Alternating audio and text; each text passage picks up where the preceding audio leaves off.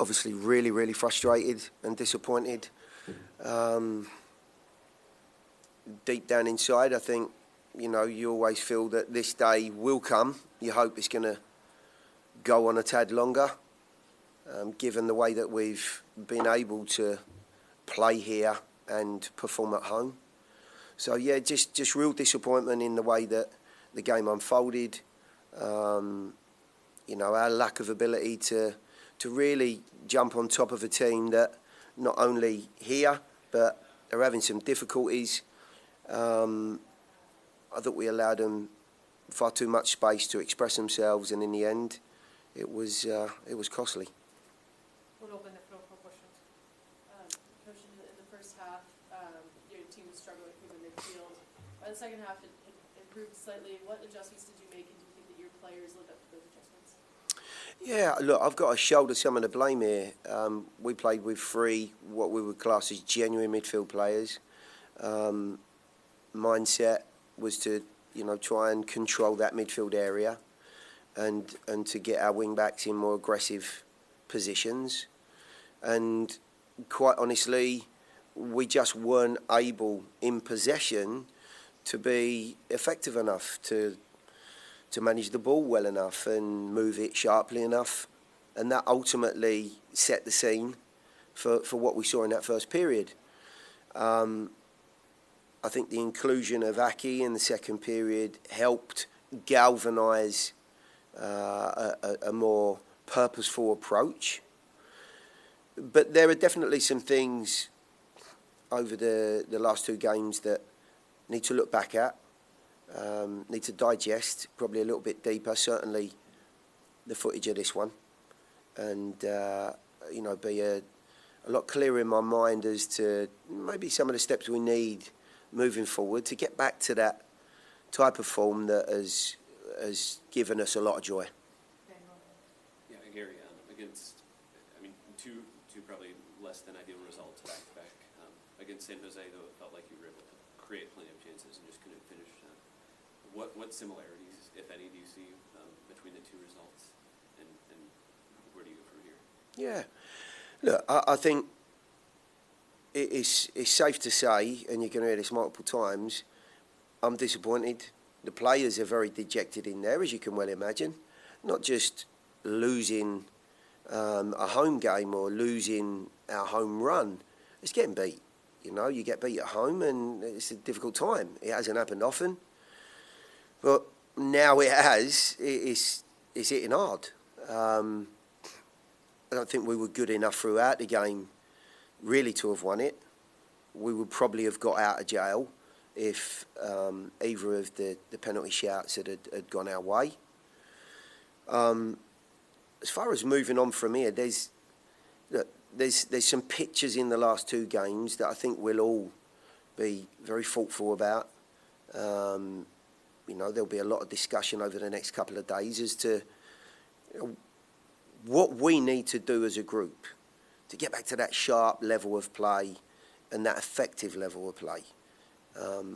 Kansas did a very good job today of stifling Hanny and CJ, who have been, very effective for us. And it's now down to me and the rest of the group to start to maybe ease some of that pressure and give them more of an opportunity. So it's a collective move. Of course, it'll fall in my lap to make that work. And, make no mistake, the group will be in a mentally driven world throughout this week to start putting some of those things right. And with some of the experience in there, I think there'll be, some discussions that lead us in the right direction. Gary, piggybacking a little bit on your answer to Ben's question, I don't want to be unfair to the rival for sure. They do their game, but is it fair to say that it was more what the Nashville lacked doing today than what the rival actually was able to accomplish? Yeah, I mean, look, the fact that they scored 2 goals, the first one, I'd like to look at again. It's a free kick, a long way out. disappointed that it ultimately ended up in the back of the net. From where we were, it's difficult to see whether Joe was unsighted. It did skip. Was there a body working across the face of him? I don't know. But it was really in keeping with how we played in that first period. It was nowhere near the sort of level that we've produced here, that we've offered up here. The second goal, again, uncharacteristically allowing an opponent like Zusi, who's shown throughout his career, if you give him time and you give him space, he's got 2 excellent feet, and you know he's managed to pick his spot, but he's got plenty of time to do that on the edge of the box, which is again really out of character for the group. So, you know, I can't say that. Of course, there were mistakes made by us, and we weren't at our best. Was that because of the way they played? Was it just down to, you know, maybe mindset of some of the bodies out there? Was it the shape of the group? Was it the overall personnel? Honestly, I've got to look back at this.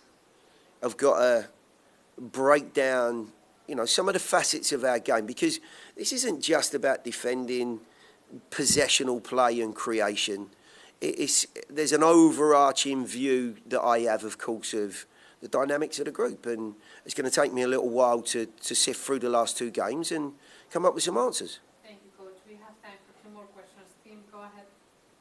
Hey, Gary, when you play maybe not your sharpest first half, but look like you're maybe going to get out of there without any damage, and then they do get kind of a fluky goal, how does that affect you guys mentally going into the locker room and then obviously coming out of it? Does it impact you guys, or do you feel like it was just kind of maybe building to that? Yeah, look, is there a good time to concede? There's no doubt about that. I think the bigger, you know, focal point at the break was how we were going to make positive steps. What were the changes? What was the mindset going to be for the second period to try and take a more front foot approach? I think it took us a while to get into our stride, even in that second period.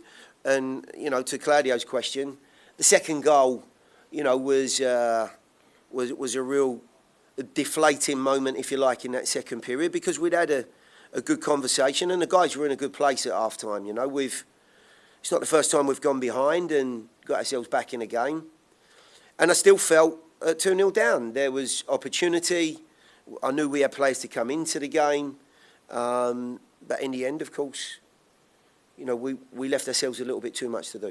Great, go ahead. Okay, Gary, you touched on Ake's goal. Historically, you talked about wanting to see him take that next step in terms of consistency. He gets the goal, obviously the offsides sequences, one involving Hani and the other one obviously the penalty. Do you feel like that's still the case in relation to that? When a team like Kansas City does obviously do their best to shut down CJ and Hani, do you think that he's progressing to be that third option for you? For sure. Yeah, I'm delighted for him that he scored. You know, he does have quality. He's terrific ability. I think the last couple of outings that he's had, he's shown us more than maybe in 1 or 2 of the other opportunities that he's had, and he looks like there's a bit of appetite there. So the goal will do him the world of good. As far as the actual group goes, you know, there are things that I've got to think about with regards to individuals, the dynamic of the group, and of course as we moved into the latter stages of the game, there were far more attacking pieces to that, and there's no doubt it freed up some area. We've been terrific at home for a long period of time, and there's no reason why we won't be again.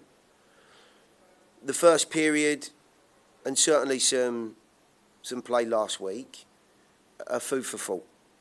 You know, we need to have an honest look, and whilst there's nothing crazy going on, I think we're part into the season now. We're in a good position in the season where, you know, I think we need to look a little bit deeper into what comes next. Thank you, Coach. Yep, thank you.